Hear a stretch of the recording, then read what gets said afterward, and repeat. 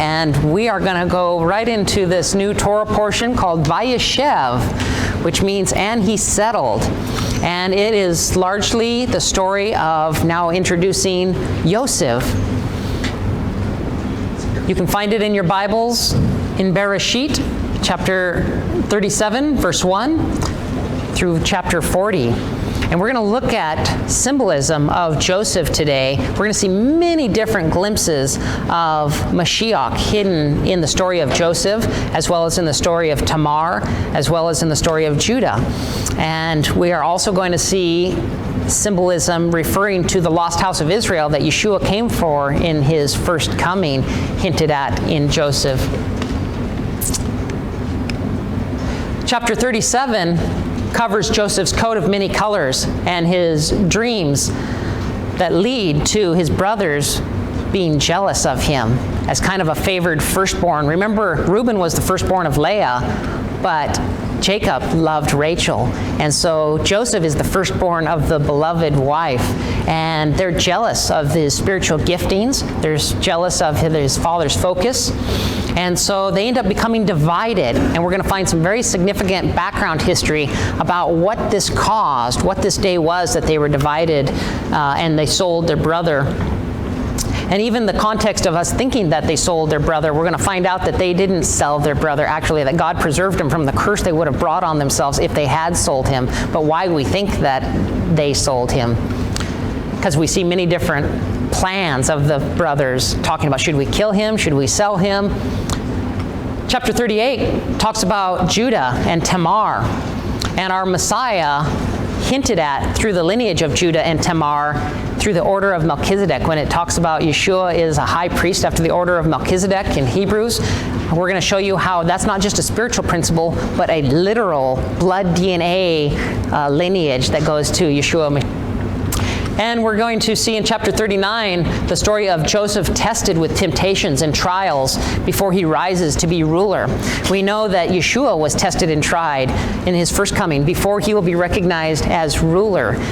But Israel, the nation of Israel, is also tested and tried before we rise to be rulers with Mashiach. We're called to be high priests and kings, and there's a period where we have to be refined in these days through our trials and through our tribulations. And we're going to find out exactly what was that trial and tribulation that signifies a much deeper thing than just Joseph running from fornication. We're going to find out some deeper hidden truths about the day that actually happened on and how it applies to us in our lives and what we need to be running away from. Joseph in chapter 40 interprets the dreams while he's in prison of the butler and the baker, and these are dreams that reveal the future. And it's interesting that this is the first time that we're seeing God speak to someone in visions and in dreams and not just audibly or face to face. So this is another glimpse of the nation of Israel, the lost house of Israel, in all the lands of their dispersion. Some of the spiritual giftings that we see happening.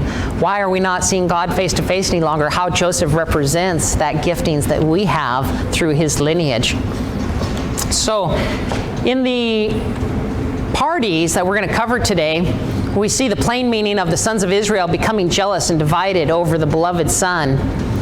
But what we're going to find out is God uses what other people intended as evil and as a curse against us, he turns back into good and blessings. Remember, he even said through the prophet Joel, I will restore to you the years the locust has eaten. And whether you look at Israel going down to Egypt and being saved from the famine through Joseph, or you look at the lost house of Israel being dispersed amongst all the nations so that all the nations could be blessed and Israel could multiply even more. It seems like a curse to be in exile, right? To be taken from the land that we love. And yet God intended it for good and uses it for our blessing. And so we're going to constantly remind ourselves of that as we go through trials and tribulations in our own lives. And we'll go into the hidden glimpses of Messiah when we get into those chapters. But we know that for thousands of years, our Jewish brethren have recognized that Messiah, they thought, would be two different people. Messiah ben Yosef, because they see two different prophecies, one of a prophet like unto Moshe and the suffering servant, recognized by Messiah ben Yosef, and then the high priest and kingship by Messiah ben David. And they didn't realize that this is one person fulfilling it at two different time periods. And so we're going to see the glimpse of Joseph hinting at Messiah ben Yosef. And we're going to even bring out some deeper hidden significances from some of the Dead Sea Scrolls. So let's turn to chapter 37, verse 1.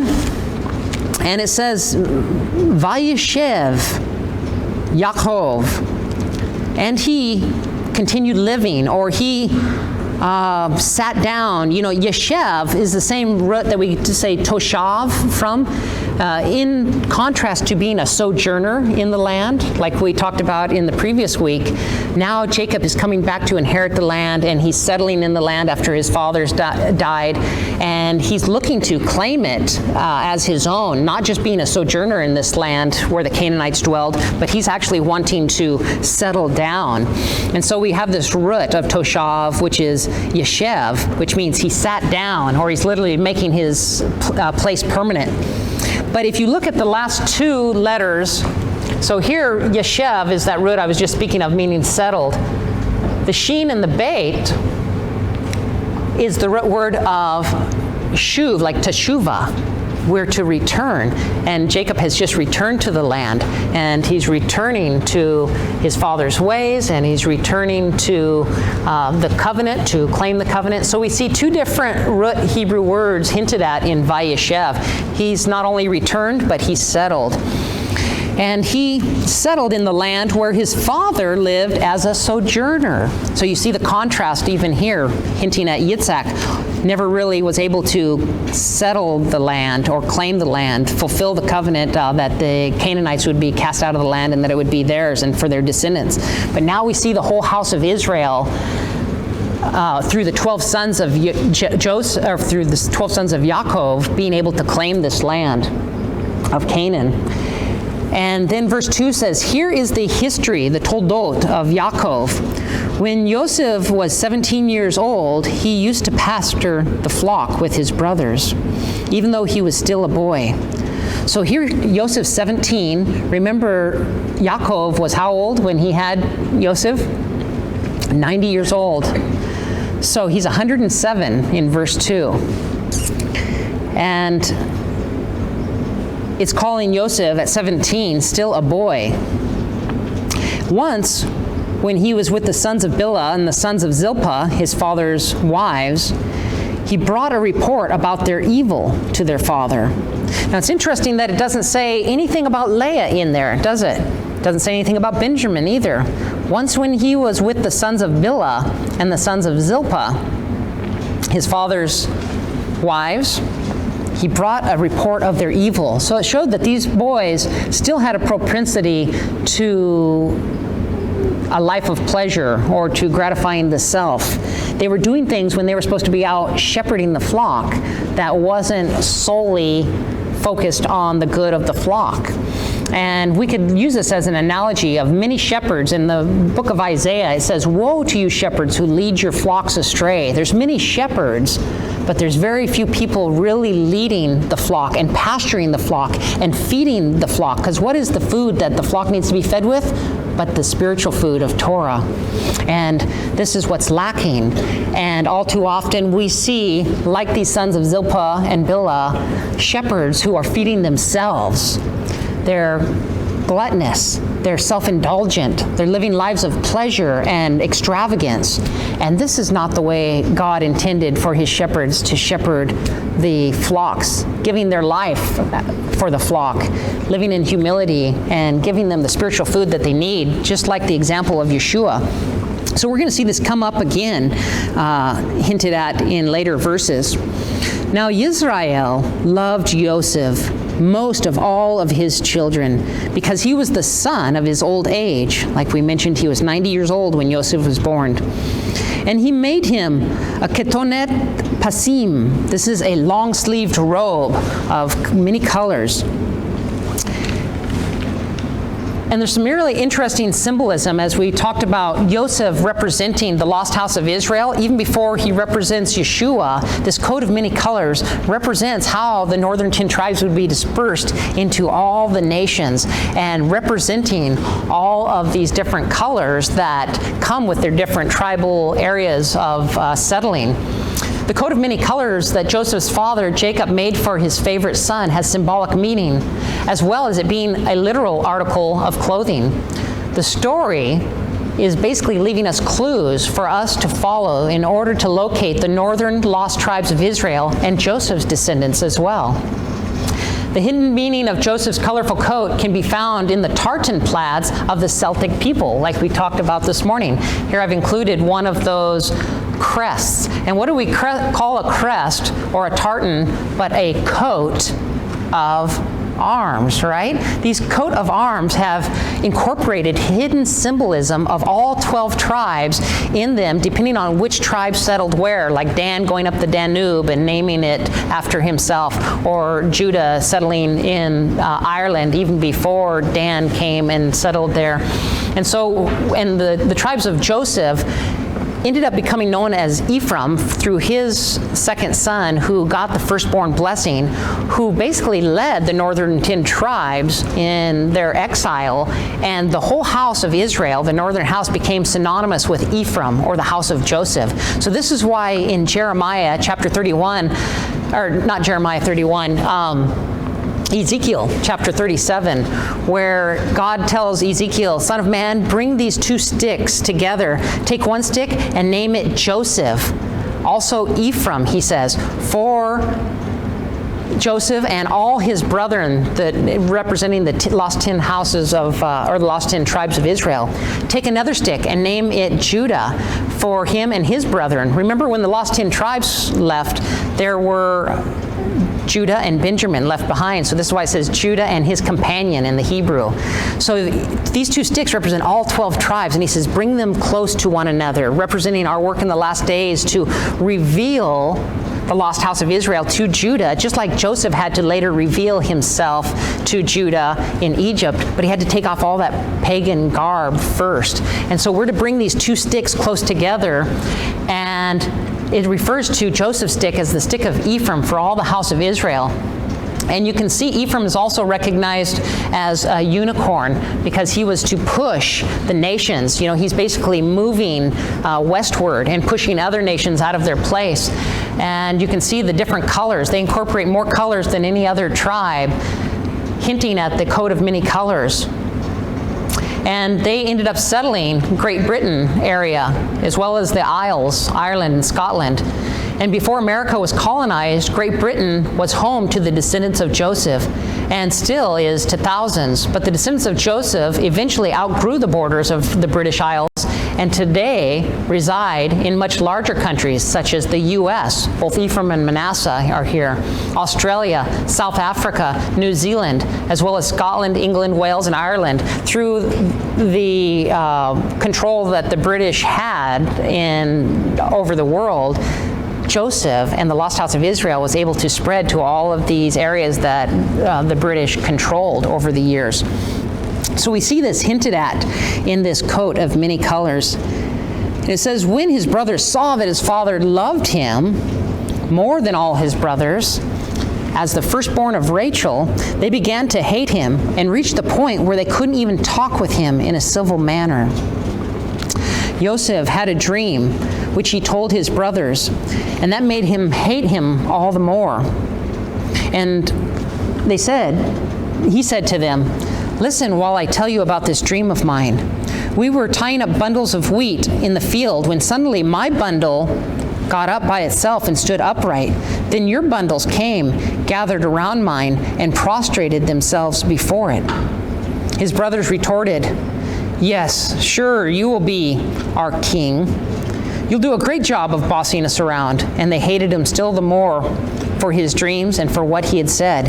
Now, they had no idea what God had intended to use Joseph for. And we see this dream ended up being fulfilled in Genesis chapter 50, verse 18, where they all come and prostrate themselves before him, not recognizing him when he was ruling over Egypt. He had another dream, which he told his brothers. Here, I had another dream. There was the sun and the moon and the 11 stars prostrating themselves before me. He told his father too, as well as his brothers, but this time his father rebuked him. What is this dream you've had? Do you really expect me and your mother and your brothers to come and prostrate ourselves before you on the ground? His brothers were jealous of him, but his father kept this matter in his heart and in his mind, wondering, is this something prophetic that God had given him? After this, when his brothers had gone to pasture, it's interesting in the Hebrew, when this phrase starts off, in the English we just read it as if they went to pasture the sheep. But the way this is written in the Hebrew, it says, and walked brothers to pasture, as if they're going to pasture themselves. They're going to feed themselves. Remember what had happened in Shechem after the rape of Dinah. They had the men circumcise themselves, and then they killed all the men, and they took all of that livestock from that area. Most likely this was the livestock that they were going to pasture. It was so numerous that they just kept it in that area. And they would go up to Shechem from time to time to check on basically their wealth that they had taken through killing all the sons of Shechem and the whole town. So when they're going to Shechem, it's like they're going on R&R. They're not really caring about the sheep. They're going to feed themselves. And when it says, now Joseph's brothers went to pasture, you can see that the first part here is they went to pasture, and then it goes into Aleph Tav sheep, fathers, Avim, Koshchim, in Shechem. So it's as if this phrase is split apart. They're going to pasture themselves, and yet God, this Aleph Tav, he wants us to really focus on his sheep, but they're not focusing it. So the scribes put 2 dots over the Aleph Tav, which is to represent that they went to eat and drink and indulge in pleasures, pasturing themselves in Shechem and walking in self-indulgence instead of the halakha. This is the word for where we get halakha, to walk in the ways of God. They're walking in the ways of self-indulgence. And what's amazing is this is where they were at when they became divided against Joseph because of their jealousy. 1,000 years later, it was that same place. Shechem is the place where the northern 10 tribes split from the southern tribes, Jeroboam and Rehoboam. And you can see how far Joseph had to walk because he's with his father down here in Hebron. And for any of you that was in Israel with me, you know how far south Hebron is from Shechem up here in the land of Ephraim. We also call it Shomron or Samaria. And this is a very long distance. So they're getting a long distance away from their father so they can kind of do what they want to do while they're under the auspices of tending to these sheep. Now, it goes on that when they see him coming, his father said to him, go now, see whether things are going well with you. I'm going to send you. And this is the first glimpse that we see of him as Yeshua, Messiah ben Yosef. The father is sending him to check on the sheep and on the brothers, Israel. And this is Yeshua's first mention. He's sent by the father to check on the lost house of Israel. Joseph answered, Hineni, here I am, Father. He said, go now, see whether things are going well for your brothers and for the sheep, and bring word back to me. Interesting. This word is hinted at because the word became flesh and dwelt among us. The word was sent from the Father. So even at these hidden words are a symbolic reference to Yeshua. So he sent him away from the Hebron Valley, and he went to Shechem, where a man found him. It's interesting, a man. We often refer to this unnamed man. You know, who is this in type and symbolism? Now, our sages say that it was the angel Gabriel, but it's interesting that a man found him wandering around in the countryside. And there's a man who finds us wandering around in all the lands of our dispersion. Yeshua said, I come not for the Jews, but for the lost house of Israel. He was referring to, not that he hasn't come for the Jews, but that in his first coming, the primary focus is for the message of Messiah to go to all the nations and to wake them up to Torah and gather them back. His second coming is where he restores, which is also referred to as the second Exodus, the whole house of Israel together, the lost house of Israel, and returns them to Israel and makes them one with Judah. So here this man finds him wandering and asks him, "What are you looking for?" "I'm looking for my brothers," he answered.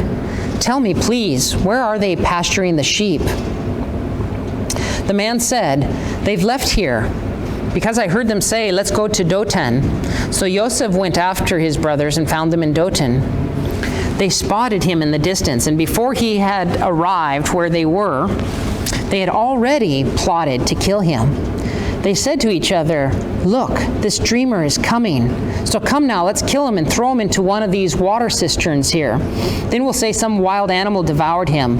We'll see then what becomes of his dreams." But when Reuben heard this, the firstborn of Leah, he saved him from being destroyed by them. And in essence, God, through Reuben, has really saved these brothers from the curse that they would have brought upon themselves if they had destroyed Joseph. Reuben said, "We shouldn't take his life. Do not shed blood." When he says do not shed blood, what he's doing is he's reminding the brothers of even the most basic mitzvot from the Noahide laws. Don't shed blood. Don't bring a curse on yourself, Reuben added. Throw him into the cistern here in the wild, but don't lay hands on him yourself. In other words, don't incur guilt. You can put him in the cistern, but don't be the hand that kills him. He intended to rescue him from them later and restore him to his father. But it was that when Joseph arrived to be with his brothers, they stripped off his robe, this long-sleeved tunic of colors he was wearing, and they took him and they threw him into the cistern, and the cistern was empty without any water in it.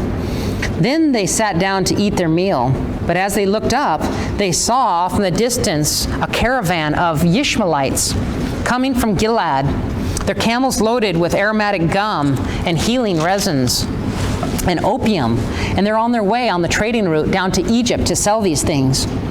And Judah said to his brother, "Ma betzah, what gain is it? What good is it to us if we kill our brother and cover up his blood? Nothing good is going to come out of it in essence. Come, let us sell him to the Ishmaelites instead of putting him to death with our own hands. After all, he is our own brother, our own flesh." And his brothers paid attention to him.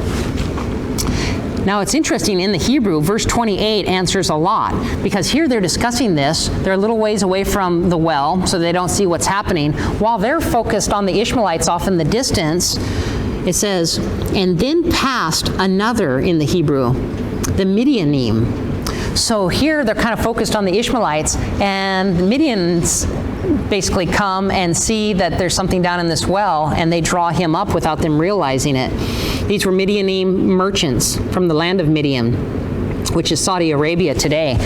And they passed by, and they were the ones to draw up and lifted up Joseph out of the cistern. And they sold him for half a pound of silver, or 20 shekels, to the Ishmaelites who took Joseph to Egypt.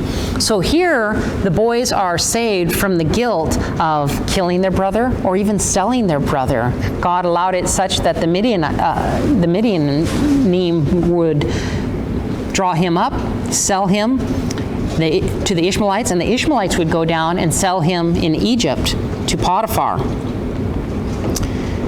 brothers think that just disappeared, or they witnessed this whole thing. Yeah, they may have witnessed or caught wind of it after asking about it, but they weren't a part of the selling, which is interesting. There's so much that God preserves us from, even from ourselves, in incurring more guilt against ourselves in judgment. So also remember that Moses' wife was a Midianite. What's that?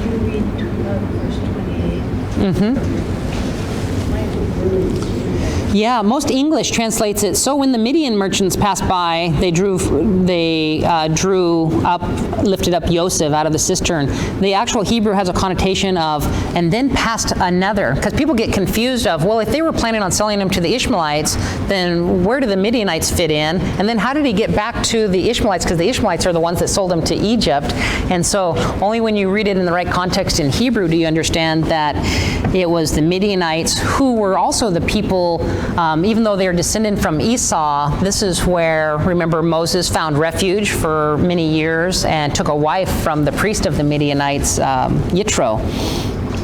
And so they're the ones, the Midianites draw him up out of the cistern. They sell him to the Ishmaelite caravan going to Egypt, and the Ishmaelites end up selling him to the captain of the guard, to the Potiphar in Egypt.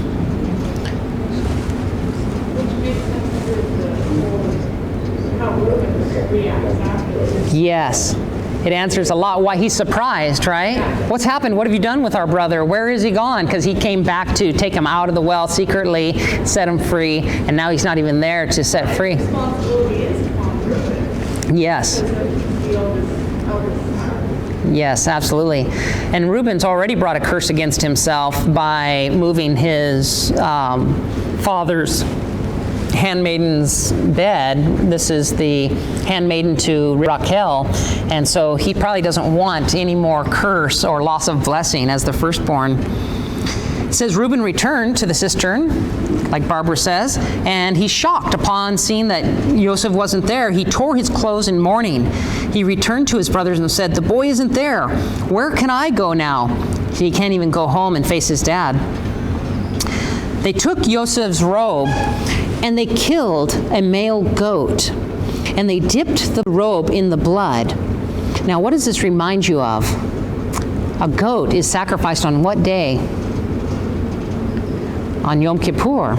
And you know, in the Dead Sea Scrolls, the book of Jubilee, chapter 34, verse 12, it gives the background story of this and exactly what day it was. This is the origins of Yom Kippur. This is why, it started out with the brothers being divided and giving this false report, and this is what they need atonement for. So literally the Day of Atonement is for the whole house of Israel, who are constantly being divisive and then needing atonement to be restored in unity. They sent the long-sleeve robe and they brought it to their father, saying, "Hacher na." Now this phrase comes up another time in this Torah portion, and this is basically know now. This is what he's saying, like, you decide what's happened here. Instead of them lying and bringing a curse through lying and saying, "Father, we found that Joseph had been killed," they never say that. They present the bloodied coat of many colors and they say, "Hacher na. What do you think happened?" So that he comes to his own conclusion and they kind of evade having told an outright lie. "Do you know if it's your son's robe or not?" He recognized it and he cried, "It is my son's robe. Some wild animal must have torn Joseph in pieces and eaten him." Yaakov tore his clothes, putting on sackcloth around his waist, and mourned his son for many days.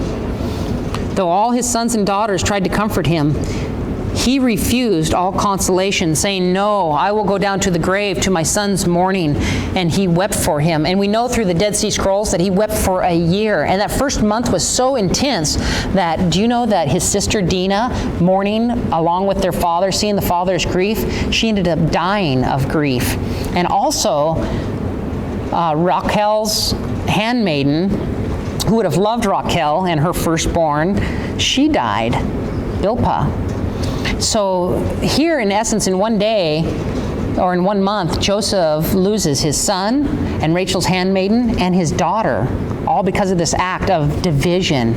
Division is so destructive. It's just like slander, in that we call it character assassination. It literally kills when people divide. Remember what Yeshua said, "A kingdom divided against itself cannot stand." This is the enemy's second most useful tactic against God's people, in addition to slander and lashon hara, is dividing people, getting them to think negative about one another and then splitting off.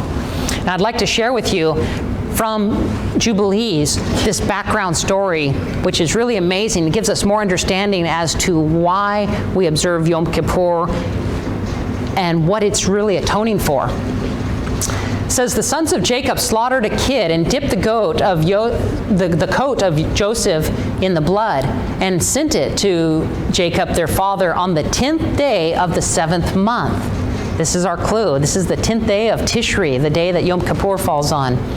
And he mourned all that night, for they had brought it to him in the evening, and he became feverish with mourning for his death. And he said, an evil beast has devoured Joseph. And all the members of his house mourned with him that day, and they were grieving and mourning with him all that day. And his sons and his daughter rose up to comfort him, but they could not. He refused to be comforted for his son Joseph. And on that day Bilhah heard that Joseph had perished, and she died mourning for him. And she was living in Kaphrateph, and Dinah also, his daughter, died after Joseph had perished. And there came these 3 mournings upon Israel in 1 month.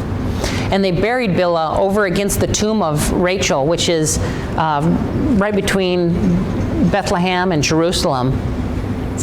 And Dinah also, his daughter, they buried there. And he mourned for Joseph 1 whole year and did not cease. For he said, let me go down to the grave mourning for my son. He wanted to die. He didn't even want to go on without Joseph, his beloved son. For this reason, it is ordained for the children of Israel that they should afflict themselves on the 10th of the 7th month, on the day that the news which made him weep for Joseph came to Jacob his father, that they should make atonement for themselves thereon with a young goat on the 10th of the 7th month, once a year for their sins, for they had grieved the affection of their father regarding his beloved son. Now think of how this plays a part in even Yeshua being rejected and grieving the Father's heart, and the division that the whole house of Israel is still experiencing to this day. The Day of Atonement is for us to afflict our souls, to focus on never allowing this sin to occur in our life, to be a part of the restoration and the unity of the whole house of Israel, knowing that it was division that brought about this horrible sin and 3 deaths in the same day. So as we bring this home to us and to our focus, what ways are we divisive with our brothers? What way are we thinking negative of our brothers? You know, the act of division is just a byproduct of wrong thinking, right? Nobody divides from somebody that they love. So you have to stop loving somebody in your heart, and you have to start thinking negative about them, and then you pull yourself away from them. And this is something that God wants to warn us about. He wants to protect us from, and yet it happens all too often. We see it both in Israel and in all around the world, wherever they're, even within the body of believers, division. And this is the enemy. And ultimately, it comes back to self. Like we always see, all sin originates in self-seeking, right? There's some agenda that I'm not getting for myself. I'm jealous of what he's getting. I don't like what he's doing. And the whole focus is self, ultimately, that causes me to remove myself. So we have to really pray against this sin of division and pray for the restoration to come, which we're beginning to see in our day, and ultimately will be completely fulfilled when Messiah comes. He is going to gather the exiles of Israel from all the lands of their dispersion and reunite them with Judah and make them one in God's hands. The need for atonement originated from the house of Israel being divided against itself there in Shechem. And it was there in Shechem that the 2 houses split apart 1,000 years later, which led ultimately to Assyria then capturing the northern 10 tribes and separating them.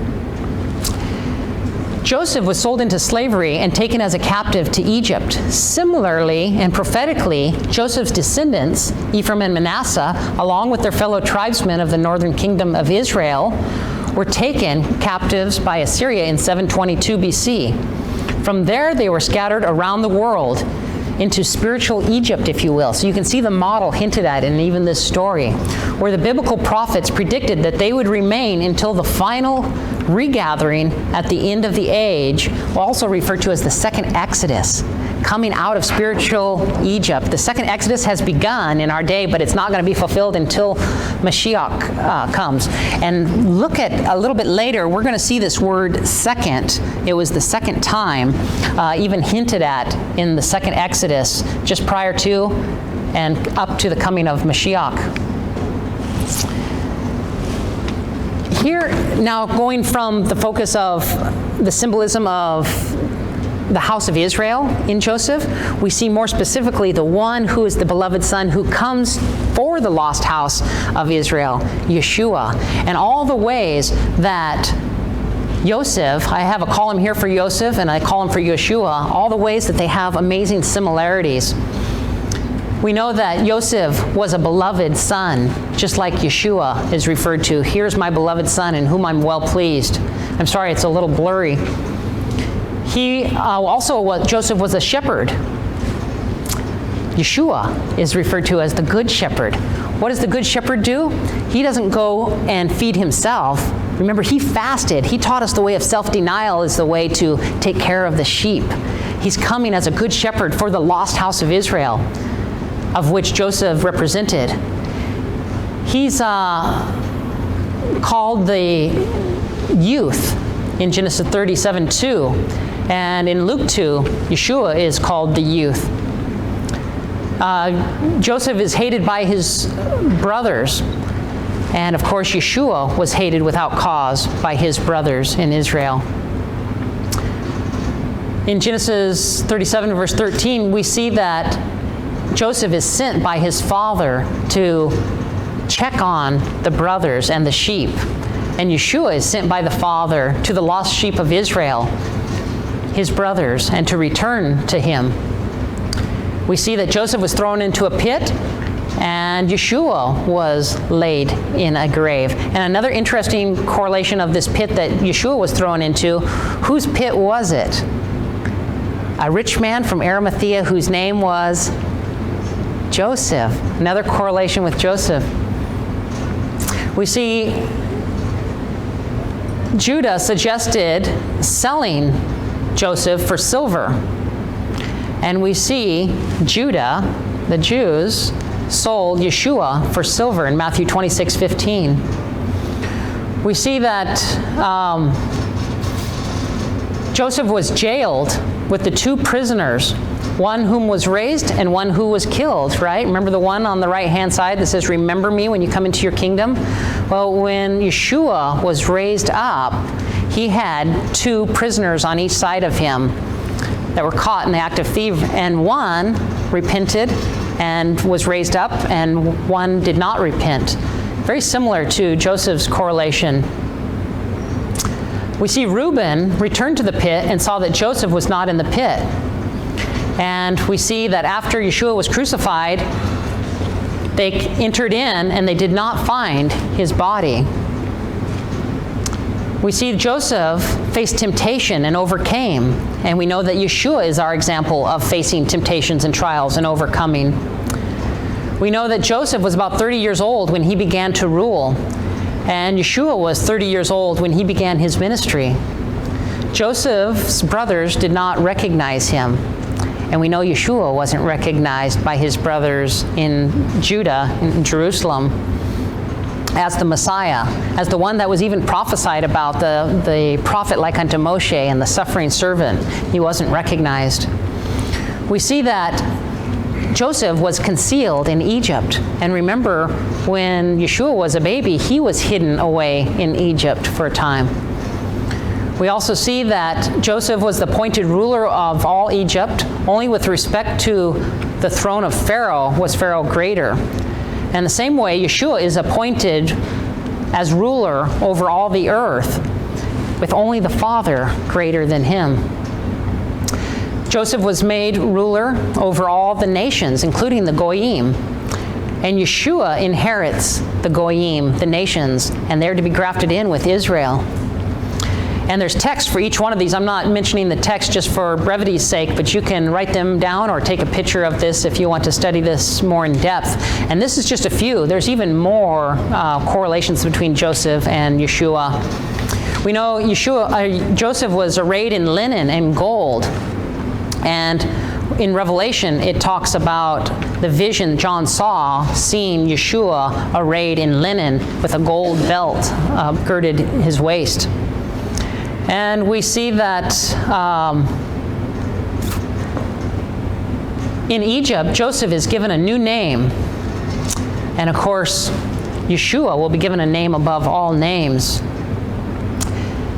In Psalms 81, verse 5, it says that Joseph was given a new name by God. And the same with Revelation 19:12, Yeshua is given a new name by God. In Genesis 41, we see that Joseph sent his brothers away twice. And we know the correlation with Israel's exile twice. We'll find this a little bit further down. It says, when he came the second time. And finally, Joseph reveals himself to his brothers upon the third return, just like Yeshua will reveal himself to his brothers upon their third return, Zechariah 12, verse 10. So there's amazing correlations not only with Joseph in the house of Israel, but as a type of Mashiach ben Yosef. Now, chapter 38 takes a little break from the story of Joseph and his brothers and goes into the background story of Judah taking a wife for his sons and the story of the lineage of Mashiach actually coming from this union that Judah has with his daughter-in-law, Tamar. And the reason the story is put here is so that we will understand deeper where Tamar comes from, who she is, and how this lineage is so important. It says, remember the commandment was not to marry any Canaanite. We see that in Deuteronomy 7:3. So when Judah is taking a wife for his sons, he goes to a very special place to procure a wife who's not from the Canaanites. It says, it was at this time that Judah went off from his brothers and settled near a man named Hira, who was an Adulami. There, Yehuda saw one of the daughters of a certain Canaanite whose name was Shua, and he took her and slept with her. So Judah takes a wife himself from the Canaanites. Now we know the prophecy of Mashiach is to go through the lineage of Judah, right? And yet, it can't come from this Canaanite, this mixed seed. So where this first wife would have been used for the lineage of Mashiach, by him choosing poorly from the daughters of the Canaanites, Judah has in essence thwarted God's plan and prophecy for Messiah to come through him. So when she conceives, she has a son whom he names Er, as if it's a mistake. She conceived again and had a son, and she called him Onan. Now, it's interesting that it doesn't mention the wife's name. Only her father's name was Shua, as if she doesn't have any place in history or in the prophetic significance of the coming king from the lineage of Judah. Then she conceived yet again, and she had a son who she called Shelah. He was in Kiziv when she gave birth to him. So now Judah has 3 sons, and they come of age, and Judah goes out to find a wife. He realizes that he's chose the wrong wife. He wants to make up for it in choosing the best wife possible for his sons. And he goes to a certain place.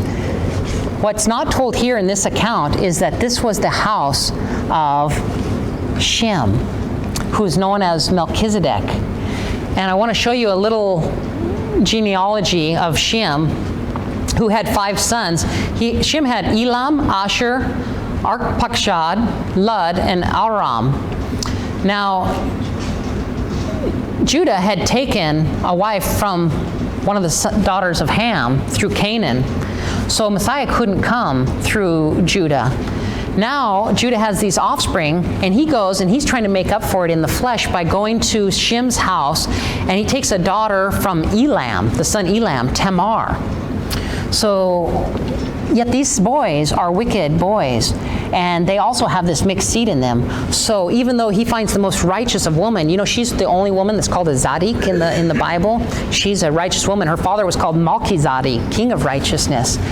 The coming king and Messiah cannot come through his son's lineage either. So look at what happens, how God turns the evil and the curse back into a blessing for our good. It says that he took Tamar, doesn't say what house she's from, but we do know from Jasher. This gives the rest of the story. Chapter 45, verse 23, it says, "In those days Judah went to the house of Shem and took Tamar, the daughter of Elam, the son of Shem, for a wife for his firstborn son, Er." And verse 7 says, "But Er, Yehuda's firstborn, was evil from Adonai's perspective, so God allowed him to die. Judah said to Onan, the second son, 'Go and sleep with your brother's wife. Perform the duty of a husband's brother.'" And it's passed down to us orally that these men never even consummated the marriage. So Tamar is still ritualistically pure. She had never even been with Er. And Judah's trying to get offspring from Tamar, a righteous lineage, and he tells the second son, "Go and sleep with your brother's wife. Perform the duty," which is one of the Torah mitzvah, to take care of your brother's wife, "and preserve your brother's line of descent." However, Onan knew that the child would not count as his, so whenever he had intercourse with his brother's wife, he would spill his seed on the ground so as to not give his brother any offspring. What he did was evil from Adonai's perspective, so he died as well.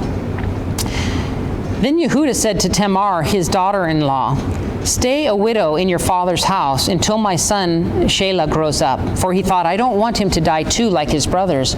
So Tamar went and lived at home with her father. In due time, Shua's daughter, the wife of Yehuda, died. After Yehuda had been comforted, he went up to be with his sheep shearers in Timnah. And this is the area where Elam lived, near Timnah. And she had gone home to be with her father. In due time, Tamar was told, "Your father-in-law has gone up to Timnah to shear his sheep."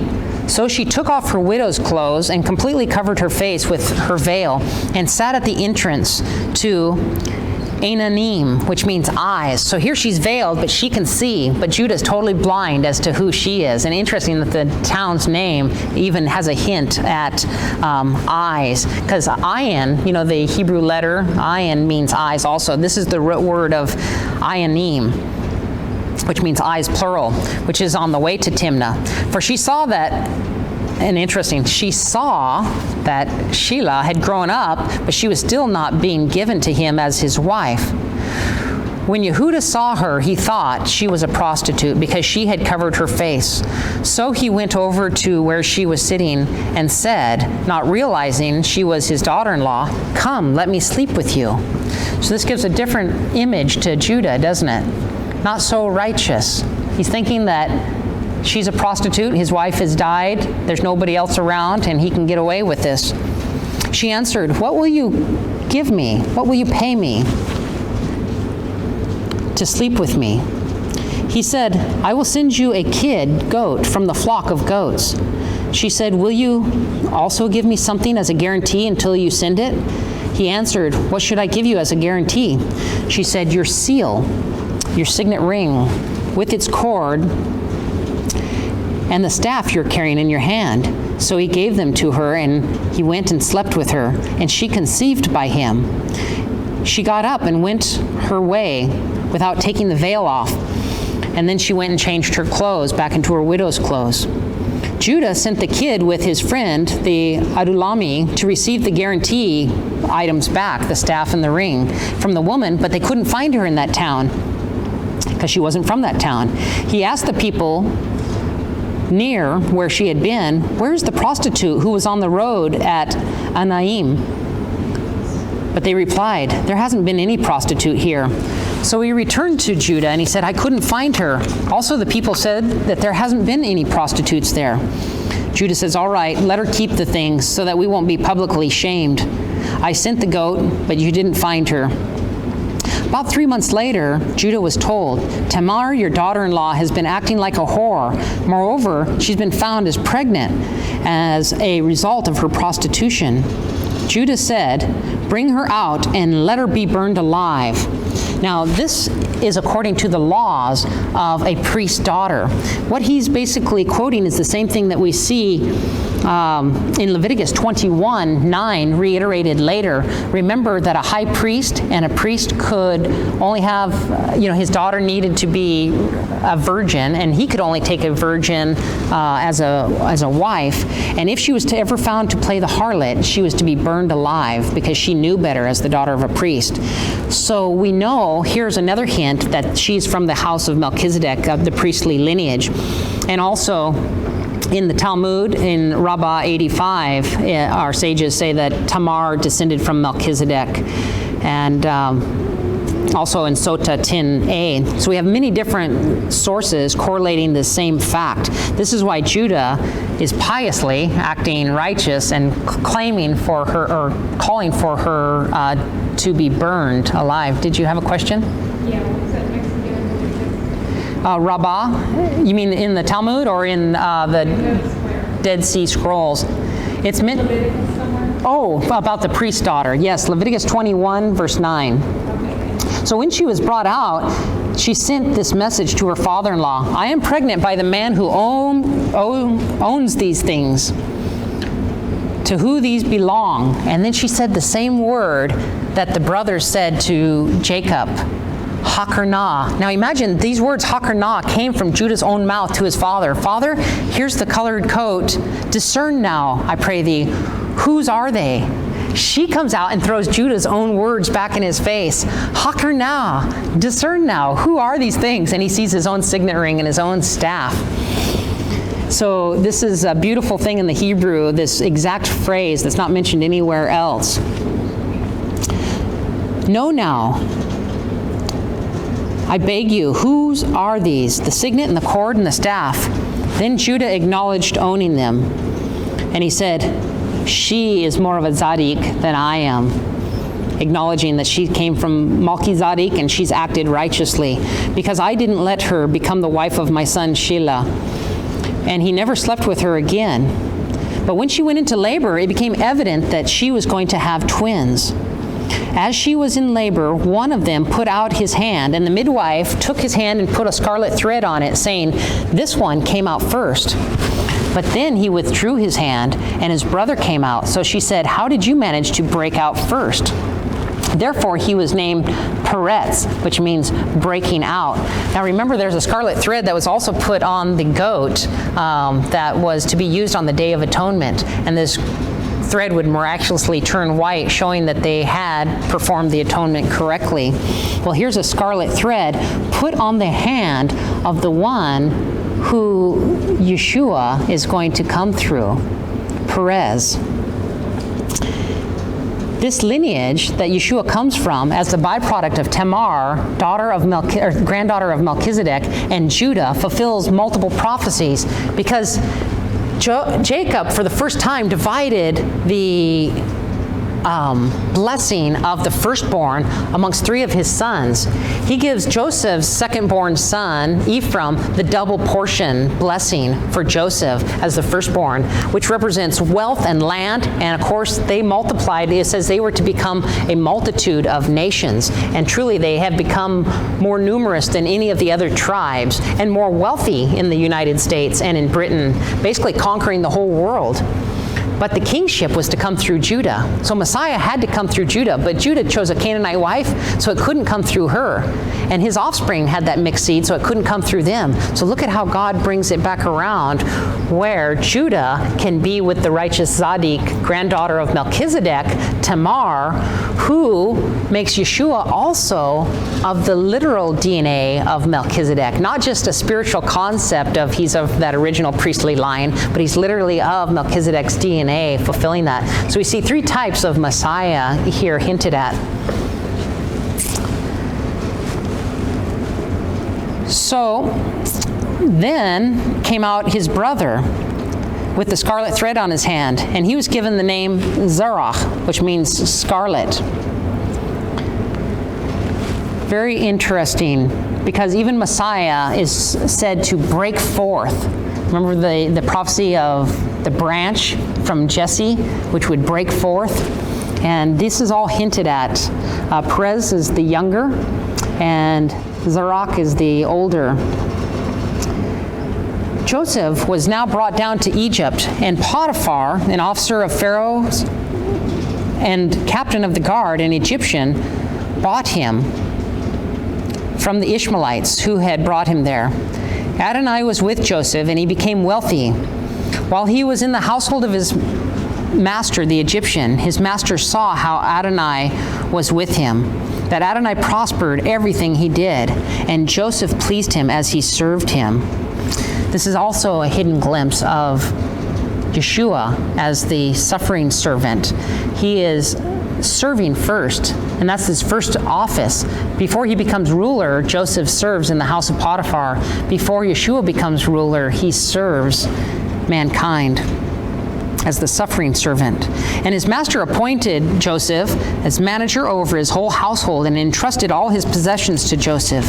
From the time he appointed him manager of his household and all his possessions, Adonai blessed the Egyptians' households for Joseph's sake.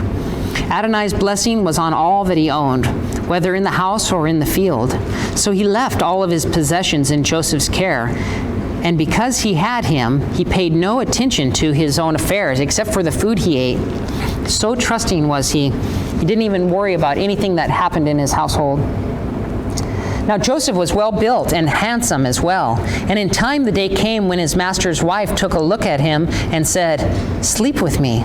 But he refused, saying to his master's wife, "Look, because my master has me, he doesn't even know what's going on in his house. He has put all his possessions in my charge. In this house, I'm like his equal. He hasn't withheld anything from me except you, because you're his wife. How then could I do such a wicked thing and sin against God?" But she kept pressing him day after day. Nevertheless, he didn't listen to her. He refused to sleep with her or even to be with her. Now, this next word is critical because it says, however, on that day. Whenever the Torah says on that day, it's hinting that this is a unique day. This is not just any ordinary day.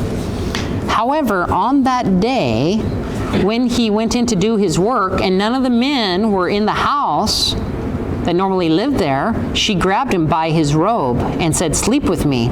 But he fled, leaving his robe in her hand, and got himself outside. Now, Rashi says that this was a big pagan day. There's a reason why all the men that were normally in the household were gone out of the household. This is a specific pagan day that in that year fell on the 25th of December. This was a day that also associated, in addition to Nimrod worship and the birth of Tammuz, remember Nimrod's wife was the fertility goddess of which Ishtar worship comes from, which Easter is named after. This, what we call Christmas today, used to have pagan fertility, cult, prostitution, and sexual fornication associated with it. So they were all out fornicating. This was a day for fornication, if you will. She's left there. She's wanting to fornicate with Joseph, and it's on this day. In that year, it happened to be the 25th of Kislev, but on the Hebrew calendar, it's not always the same. But it happened to be in that year what we would call Christmas, and also known as the winter solstice. So look at how Joseph handles this. He flees, and this is the same model for us today. We're to flee all pagan practice. Now it's just been cloaked in a guise of niceties, right? But it still has that same pagan origin. So if Joseph, through his trials and tribulations, overcame and was found fit to be a ruler, what does that say for you and me if the very scriptures is hinting at he fled all pagan practice of what was happening on Christmas and overcame in this area? In Hebrew, it's called a Yom Tov. That day, it's as if to say, you know the day, this day of festivities. You can also find this in Bereshit Rabbah 87, that this was a particular day of pagan cult fertility worship during the winter solstice. When she saw that he had left his robe in her hand and had escaped, she called the men of her house and said to them, "Look at this. My husband brought in a Hebrew to make fools of us. He came in and wanted to sleep with me, but I yelled out loudly. When he heard me yelling like that, he left his robe with me and ran out." She put the robe aside until his master came home, her husband. Then she said to him, "This Hebrew slave that you brought us came in to make a fool of me." This is very similar in the Hebrew to the word that Jacob's sons used when Shechem raped Dinah. They said, he's humiliated her. He's made a fool of her. This is what she's saying about herself now. But when I yelled out, he left his robe with me and fled outside.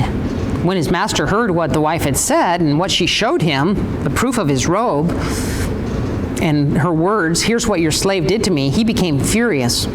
Joseph's master took him and put him in prison in the place where the king's prisoners were kept, and there he was kept in prison. But once again, Adonai turns others' evil and curse into good and blessing. Look at how Joseph's going to even get a higher status from this experience, after this experience, but he has to go through a long period of humility and trials and tribulations. He's thrown into the prison, but Adonai showed him grace and gave him favor in the sight of the prison warden. And the prison warden made Joseph superior over all the prisoners in the prison, so that whatever they did there, he was in charge of it. And the prison warden paid no attention to anything Joseph did because Adonai was with him. And whatever he did, Adonai prospered him. So this final chapter now is going to go into other dreams that these men, these prisoners have, and how Joseph, he's not only a dreamer and a visionary, but he's the interpreter of dreams.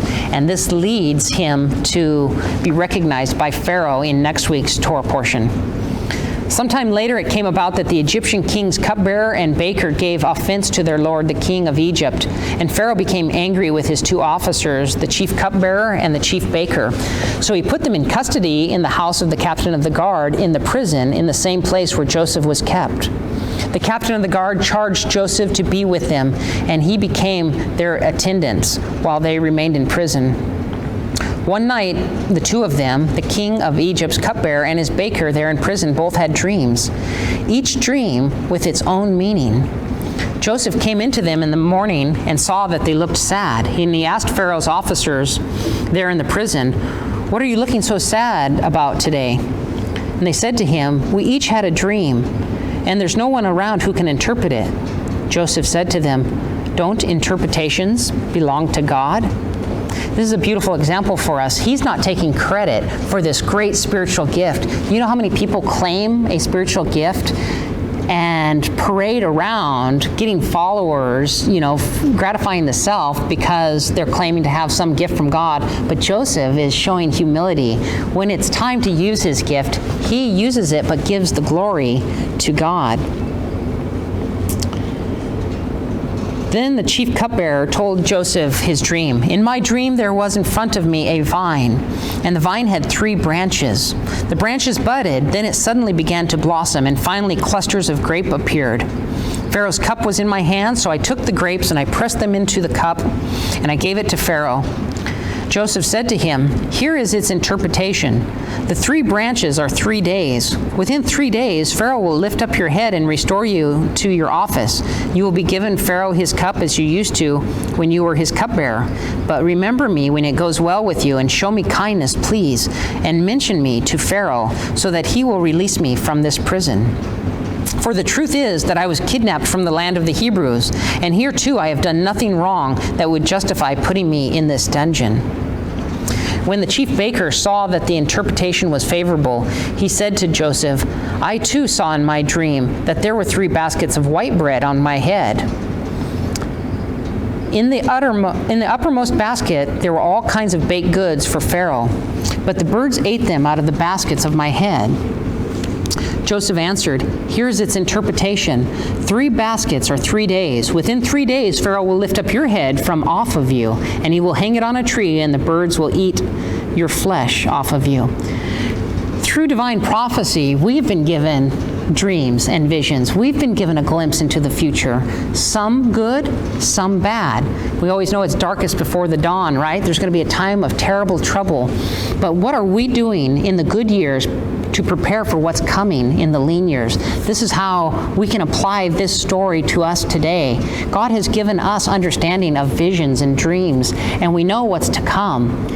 How are we coming out of Babylon? How are we preparing as a good steward for what God has given us for not only building up the kingdom, but for preparing for the lean years that are ahead of us? This is something all of us have to ask ourselves and pull together, ever unified, to live in community outside of the false system and to prepare like Joseph for what's to come, to be a blessing for all God's children in that day. On the 3rd day, which was Pharaoh's birthday, he gave a party for all his officials, and he lifted up the head of his chief cupbearer and the head of his chief baker among his officials. He restored the chief cupbearer back to his position so that he again gave Pharaoh his cup, but he hanged the chief baker just like Joseph had interpreted.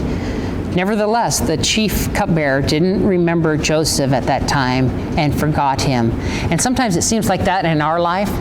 You think that we are due God's blessings right now, and we are such an immediate gratification society. You know, we oftentimes say, "Lord, I've been living for you. I've been living out your Torah. I've been righteous. Now where's the blessings that you promised to me," right? We get anxious. Look at this character development that he put Joseph through, and even though he was righteous, it was as if he was forgotten. And he was alone. And he must have been wondering, "Why, God, have you forgotten about me? I've served you faithfully. I even interpreted the dreams properly." And yet there was something so great on the horizon that Joseph couldn't see. Just like for us, there's something so great on the horizon. We have to be faithful even when it seems like we're alone or like the blessings aren't coming in the time period that we want them to come in. It says here in verse 4 that down here that the captain of the guard charged him. Was that referring to Potiphar then? Potiphar take care of those prisoners? Yes.